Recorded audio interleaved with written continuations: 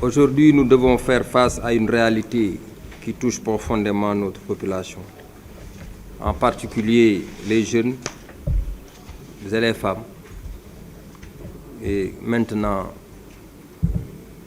des mineurs. La migration irrégulière est un phénomène d'une ampleur dramatique et ainsi elle appelle à notre attention, à notre solidarité et à notre détermination collective à agir ensemble. Depuis des années, des milliers de jeunes risquent leur vie pour franchir les frontières, quittant leur foyer, parfois dans des conditions désespérées, au péril de leur sécurité, voire de leur vie.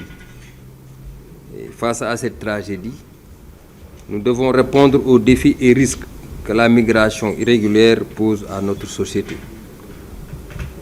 La lutte contre ce phénomène est un effort collectif qui nécessite la mobilisation de tous les acteurs de la société sénégalaise. En réalité, toute personne a le droit de circuler librement et de choisir sa résidence à l'intérieur d'un État.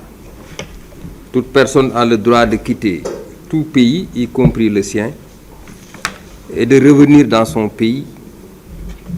Et cette liberté fondamentale est consacrée dans la Constitution sénégalaise de 2001 en son article 14. Cette vision s'est traduite sur le plan institutionnel par la création du comité interministériel de lutte contre l'immigration clandestine, qui est devenu depuis 2024, donc cette année, le comité interministériel de lutte contre la migration irrégulière, lequel a élaboré la stratégie nationale de lutte contre la migration irrégulière, assortie d'un plan d'action opérationnel.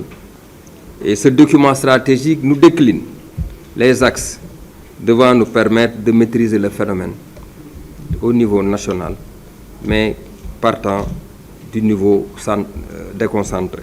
C'est sur ces mots et au nom du Monsieur le ministre de l'Intérieur et de la Sécurité publique que je déclare officiellement installé le comité régional de lutte contre la migration irrégulière de la région de Thiès sous la coordination et la présidence du gouverneur de région.